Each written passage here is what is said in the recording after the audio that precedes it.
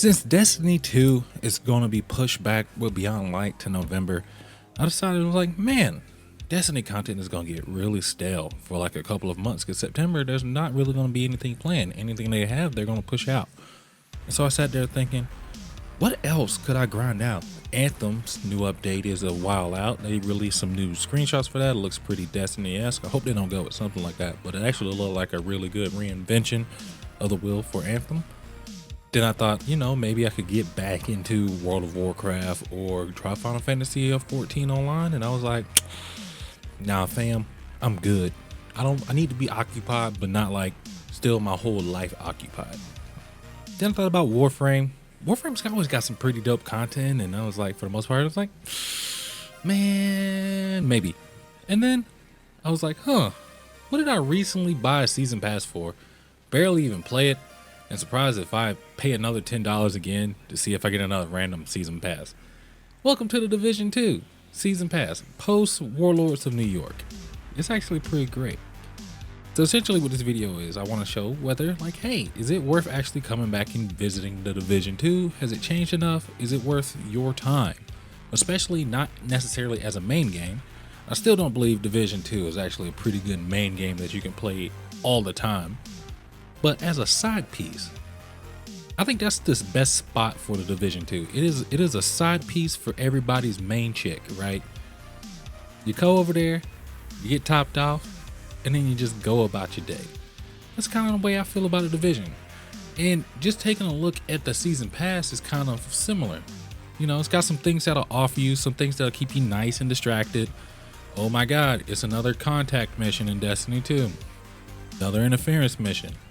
Or like, Destiny was stale this week because they pushed everything out because it delayed Beyond Light.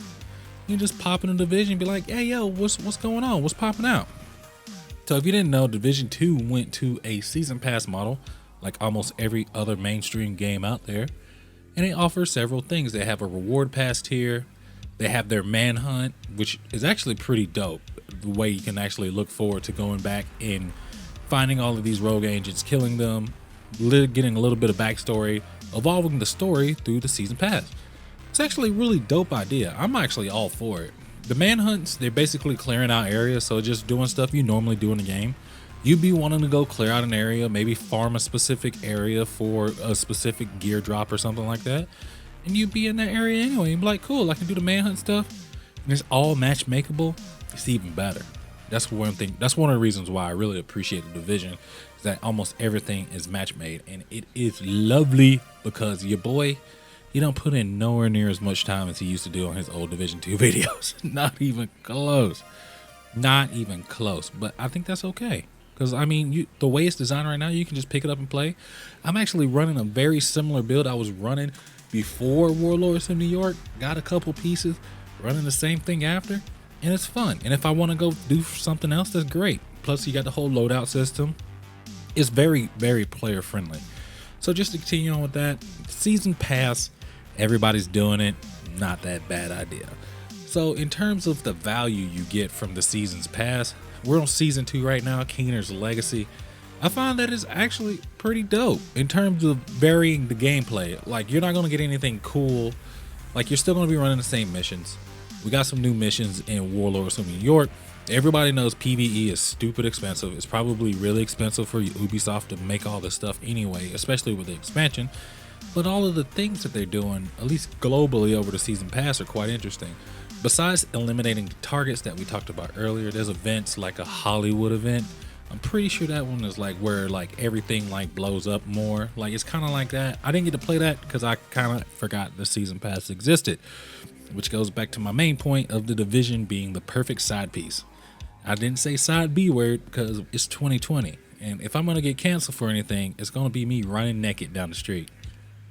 And then just to continue on, like right now is the apparel event. They did apparel events in the previous Division 2 every once in a while. They included that as part of the season pass. I'm kind of sad I didn't play that as much as I wanted to. And then they offer stuff like the League, right? One of the things that players love doing is speed running. How fast can they go do something? If they can do it fast, they're gonna do it. And the fact that you can actually go through these specifically marked missions play those missions and try to actually get a good score on them. Really keeps driving you back to try to improve yourself, improve your build, so you can actually go and get some of these rewards. Now, as you can imagine, a lot of these rewards aren't like super OP or anything. It gives you some nice reward packs, some new caches and stuff like that, an exotic cache, some trinkets and stuff like that. But it's still something that provides value to the player while you're actually going through and playing the game. So you're not just playing the game normally, right? You go through Destiny 2's Season Pass. For the most part, you're just going, I'm 100 on the Season Pass. I got a set of armor. I got a set of ornaments. Got a bunch of random resources and stuff like that. Bada bing, bada boom. But at least on the Division 2, I feel like not only does it contain more on their Season Pass, because you have the things that you can get from the events, as well as the things you can get from running the normal Season Pass tiers.